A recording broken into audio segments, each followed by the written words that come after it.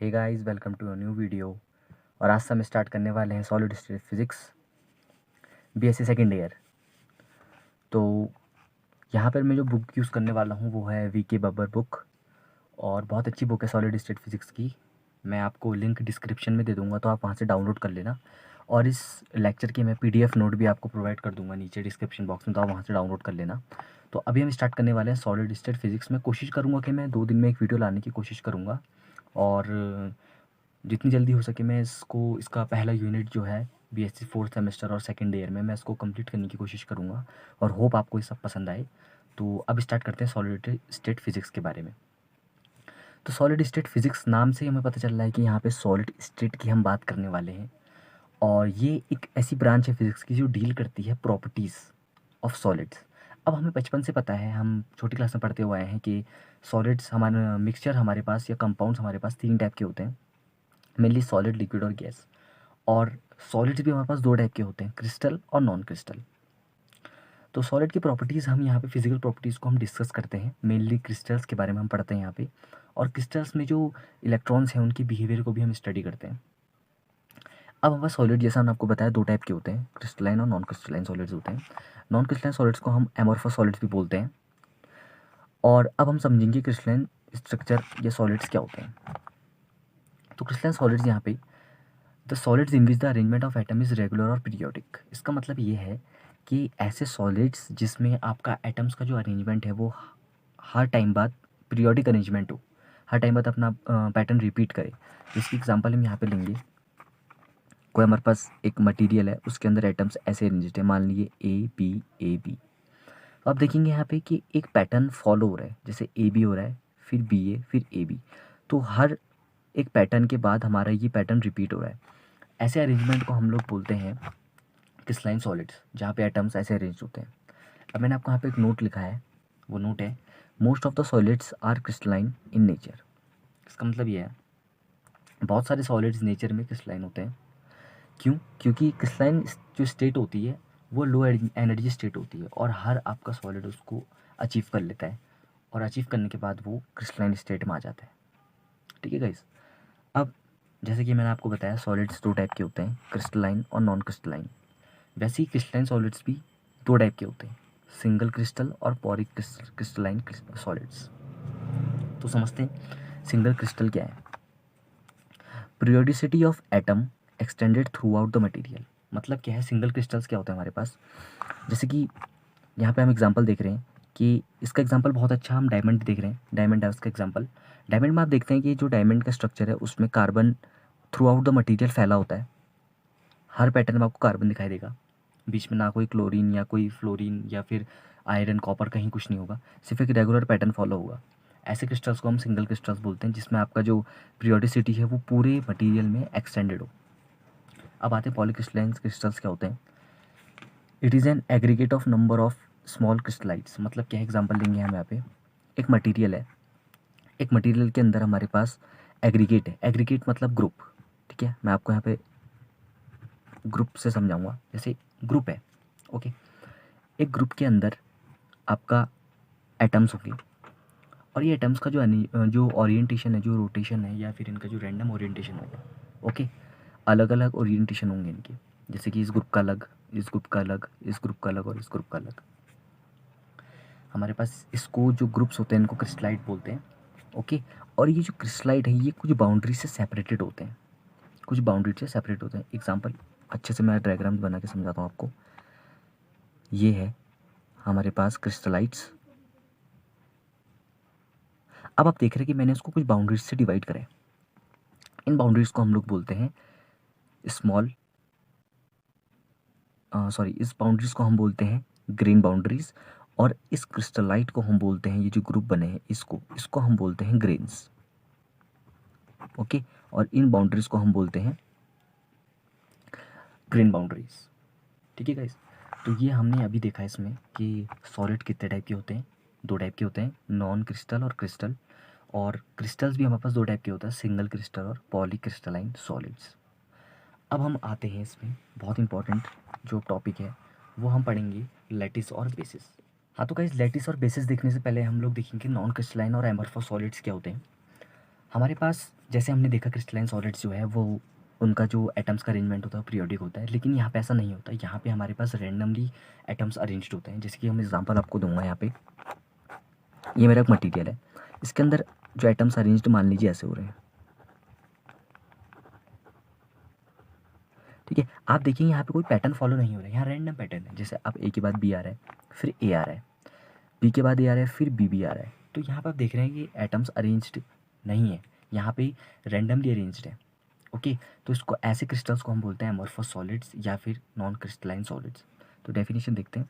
The non crystalline amorph और amorphous solids are characterised by the completely random arrangement of atoms और molecules. Okay, जो इसकी periodicity होती है, वही मैंने आपको जैसे बताया, पीरियोडिसिटी मतलब होता है कि अपना रेगुलर टाइम बाद, कुछ टाइम बाद अपने आप को रिपीट करना, अपना पैटर्न रिपीट करना, इसको हम पीरियोडिसिटी बोलते हैं। ठीक है, अब आप यहाँ पे देखेंगे कि अगर यहाँ पे पीरियोडिसिटी प्रेजेंट है, मतलब यहाँ पे पीरियोडिसिटी आपको दिखाई दे रही है, तो वो कुछ हद तक ही, कुछ डिस्टेंस तक ही सीमित होगी। जैसे कि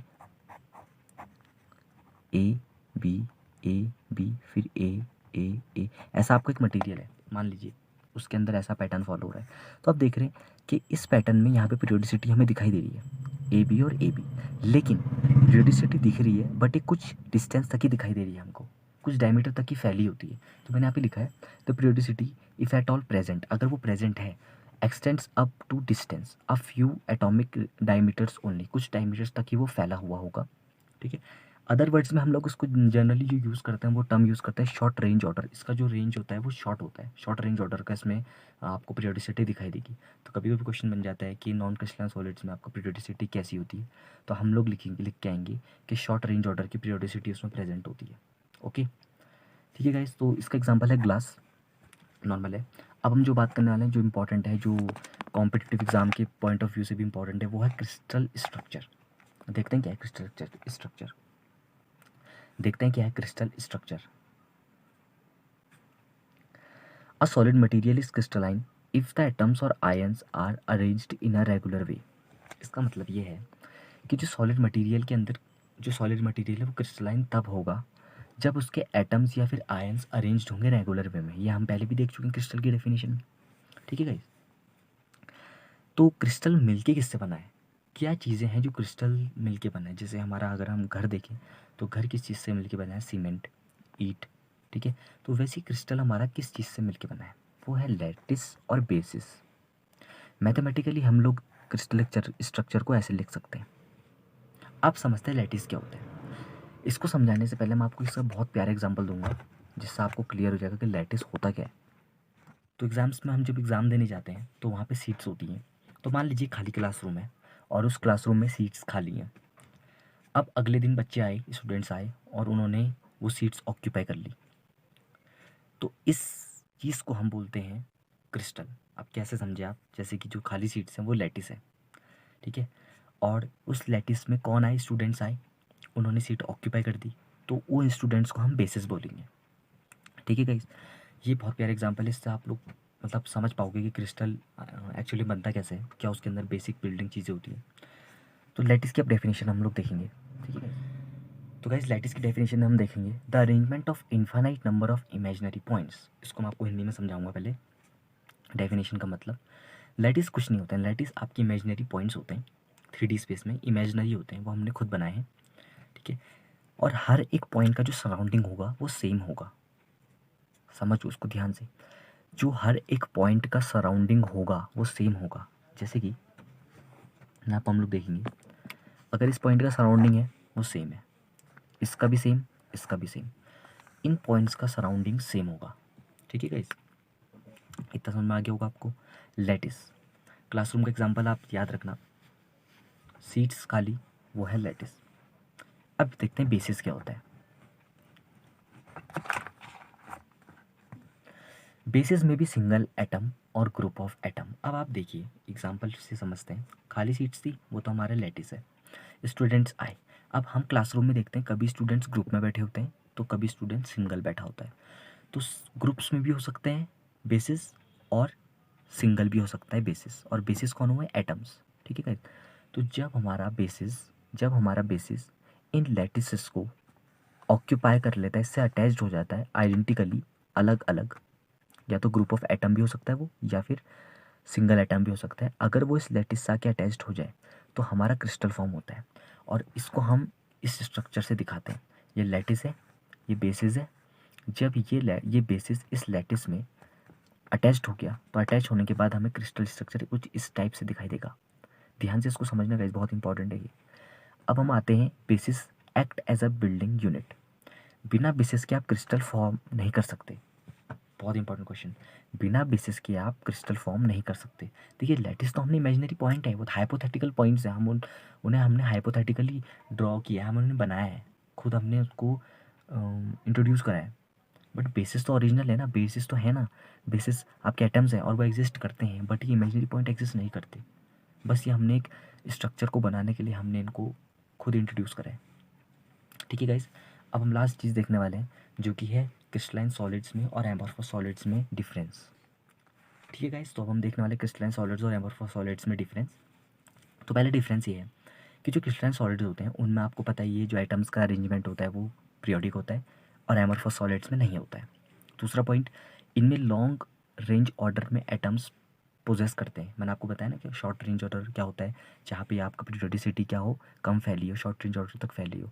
इसमें आपके जो एटम्स होते हैं वो लॉन्ग रेंज ऑर्डर तक फैले होते हैं, और एम्बरफॉस सॉलिड में शॉर्ट रेंज। तीसरा पॉइंट, इनका शार्प मेल्टिंग पॉइंट होता है और इनका शार्प मेल्टिंग पॉइंट नहीं होता है। चौथा पॉइंट, ये बहुत इंपॉर्टेंट है, अगर ये आप ये लिख के आना होता है पेपर में, ये बहुत इंपॉर्टेंट है। ठीक है गाइस, इसको समझना भी। They are anisotropic in nature. Anisotropic का मतलब है कि इनकी फिजिकल प्रॉपर्टीज़ जो है, आपके क्रिस्टलाइन सॉलिड्स की जो फिजिकल प्रॉपर्टीज़ हैं, जैसे कि मैकेनिकल, इलेक्ट्रिकल और ऑप्टिकल, वो डिफरेंट होंगी, डिफरेंट डायरेक्शंस में उनकी वैल्यूज़ आपको डिफरेंट दिखाई देगी। ठीक है गाइस, अब मैं आपको इस एग्जांपल से समझाता हूँ। जैसे कि मान लीजिए कि मैं आपके सामने क्रिस्टलाइन सॉलिड बना रहा हूँ। ठीक है गाइस, ये क्रिस्टलाइन सॉलिड है, A B A B B A B A A B A और बी, ये क्रिस्टलाइन सॉलिड है। ठीक है, तो मैं इस डायरेक्शन में जब इसकी फिजिकल प्रॉपर्टी देखूंगा तो मुझे डिफरेंट दिखाई देगी, इस डायरेक्शन में डिफरेंट दिखाई देगी, इस डायरेक्शन में डिफरेंट दिखाई देगी। तो ये एनिसोट्रॉपिक बोलते हैं इसको, हम ऐसी प्रॉपर्टी को हम एनिसोट्रॉपिक बोलते हैं सॉलिड स्टेट की भाषा में। ठीक है गाइस, अब हम इसमें देखेंगे एमॉर्फस सॉलिड्स में आइसोट्रॉपिक। एमॉर्फस सॉलिड्स में हम इसको आइसोट्रॉपिक बोलेंगे। इसमें क्या होगा, आप डिफरेंट डायरेक्शंस में देखोगे तो सेम वैल्यूज़ दिखाई देंगी फिजिकल प्रॉपर्टीज़ की। ठीक है गाइस, आई होप आपको समझ में आया होगा, बहुत आसान है। लास्ट पॉइंट है, they are treated as true solids. जो क्रिस्टलाइन सॉलिड होता है हम उन्हें ट्रू सॉलिड्स की तरह ट्रीट करते हैं। एग्जाम्पल है माइका और डायमंड। ओके गाइस, बट हमारे पास जो एमॉर्फस सॉलिड्स हैं उन्हें हम ट्रू सॉलिड्स नहीं बोलते हैं, उन्हें हम बोलते हैं सूडो सॉलिड्स। इसका एग्जाम्पल है ग्लास और रबर। ठीक है गाइस, तो इस लेक्चर को हम एंड करते हैं गाइस। आई होप आपको समझ में आया होगा, और बहुत इंपॉर्टेंट बेसिक्स हैं सॉलिड स्टेट के, इनसे ही सॉलिड स्टेट बनी है, बिना इसके हम सॉलिड स्टेट नहीं कर सकते। और अगला लेक्चर मैं आपको यूनिट सेल में दूंगा, प्रिमिटिव सेल्स हैं कुछ लेक्चर्स हैं इंपॉर्टेंट, और बुक का लिंक मैं आपको डिस्क्रिप्शन में दे दूंगा, वहाँ से डाउनलोड कर लेना, और PDF मैं आपको उसका दे दूंगा। ठीक है गाइस, आई होप आपको पसंद आई होगी video. Thank you for watching the videos guys.